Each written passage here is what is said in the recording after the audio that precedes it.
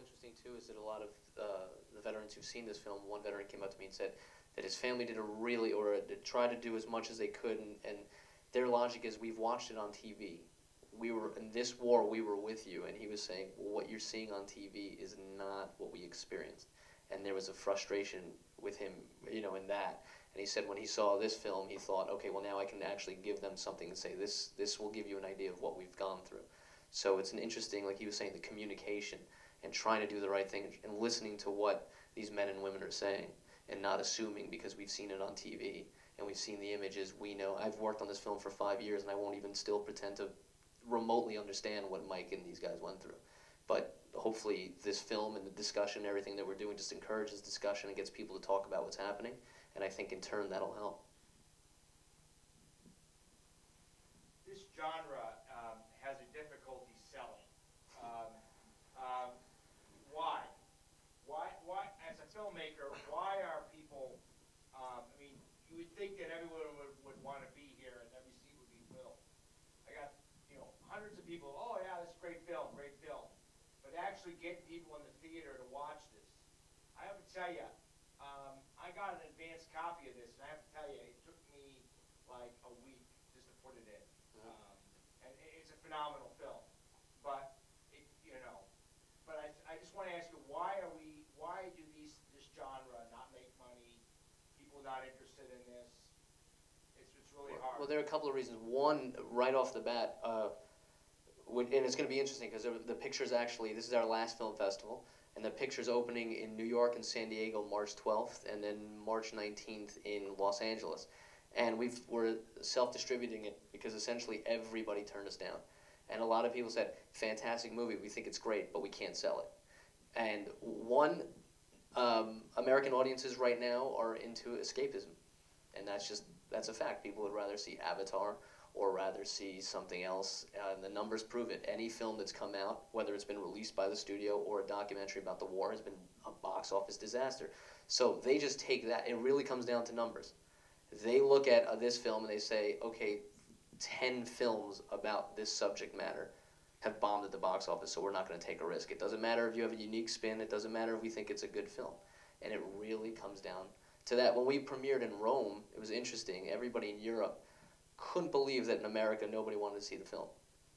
Because in Europe, as soon as this picture happened, everybody got behind it. We had sold out theaters. The critics were behind it, and they were shocked. And here in the United States, it's been a tough haul, and it's just I understand though to some degree if someone's going to plunk $12 to go to a movie, that they only get to go to the movies maybe once or twice a month, and it's a little escape. Nobody, really wants to deal with what's happening in the world right now, and it's not just this. I mean, I don't think a lot of nonfiction films are having that kind of tough time, but it comes down to every movie about the war has been a box office disaster. And the same thing too, there's also some sort of fatigue where people are saying, not another Iraq documentary. That's just the general view within, not even Hollywood, we can blame it on Hollywood, but even the independents and all the distributors, everybody just doesn't want to take the financial risk. So we're doing it. And it's coming out March 12th, so we're going to find out what this whole, everybody talks about Twitter and grassroots and everything, so we're going to see, how this works out. Interestingly, the theater chains who have a lot to risk and a lot to lose if people don't come in and buy their popcorn, they're the ones who actually are giving us a chance.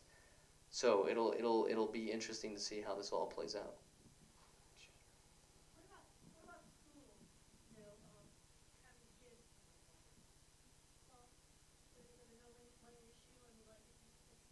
Well, we had actually a friend of mine who's a retired lieutenant colonel in the Marine Corps, runs a junior ROTC unit at a high school in New Jersey, and he brought up that there's 400 junior ROTC organizations across the country, and we actually discussed that, and it could be a possibility. I mean, there's a market in education, but I think you'd have to put a few beeps in there.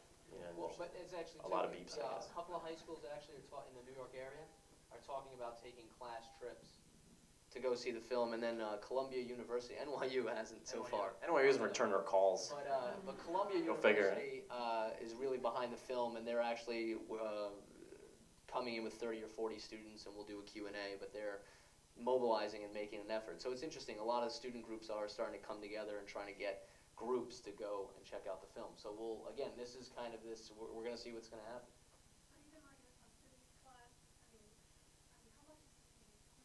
A DVD? Well, the DVD isn't out yet because we can't sell it because of our theatrical window. So that's where we're getting, we have to let it play out theatrically. But certainly, yeah, when the film is done with its theatrical run and then we do a DVD, sure, absolutely. In fact, college tours and that's a whole other avenue to. The DVD is $1,000 each. 100,000. One more question. Mike, maybe you could speak about, both of you could speak about where you're at now in your life from the film. The film you left off in 2004. Where are you at? Where are you at? And Kristian, where are you at in your filmmaking life? And where's that? Well, this has been 5 years, so literally we'll find out what happens when this movie comes out. A lot. The good news is it's getting good reviews, and people seem to be really interested in the filmmaking behind it, and we have other projects. But it comes down to box office. Everybody's now saying, okay, well, let's see how this performs. Even for the life of this film, we're opening in 3 cities. We have San Francisco, Chicago, D.C., a lot of cities saying, prove to us that a movie about the war in Iraq can make money. So if we have a really big weekend in New York, so if anybody knows anybody in New York, shameless plug, call them, get them to go see Severe Clear. Because literally the life of this film will be dictated by this opening box office weekend. March 12th in New York and San Diego, and then March 19th in Los Angeles, Dallas, and Houston. And it's playing for a week. It's not. Yeah, well, yeah. It's playing. We're booked for a week, but they're gonna decide, Monday. So we're booked Friday to Thursday, but they already have to decide what movie's coming in, by Tuesday or Wednesday. And we're at the Angelica Film Center, which is great for us because it's the #1 venue, but also because of that, they have 3 movies coming in and everybody chomping at the bit to get into that theater. So it's my career on the line, really. So you're all responsible if I ever make a movie or not.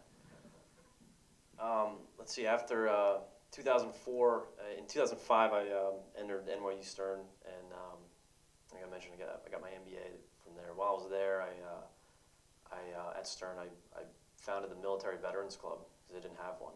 And I kind of tied that in with the other top finance schools like University of Chicago, Wharton, Columbia, MIT, Harvard. And me and a couple of other guys that had been from Stern founded a charity called Reserve Aid. And to date, we've raised almost $4 million for the families of wounded veterans. What ends up happening, these guys are getting wounded. They get discharged from the military, but because of bureaucracy, it can be up to 18 months before they see any disability payments. So you have houses that are getting foreclosed on and cars that are getting repossessed. So we hand out things like Walmart gift cards so that they can buy diapers for their kids and stuff like that. So I spent a year in investment banking for a Swiss bank, and then got into the turnaround business, operational turnaround of a distressed company. Then I left that and took 6 weeks and backpacked through Vietnam and did a bunch of battlefield studies there from the generation before us, Khe Sanh, and some of the iconic battles there. So now I'm at a crossroads. I'm either heading back to the ugly big bad Wall Street, or I'm just gonna go down to South Florida and buy a liquor store or something. So, Until the 12th. yeah, I'm not allowed to do anything until the 12th. Until March 12th, So that's where I'm at.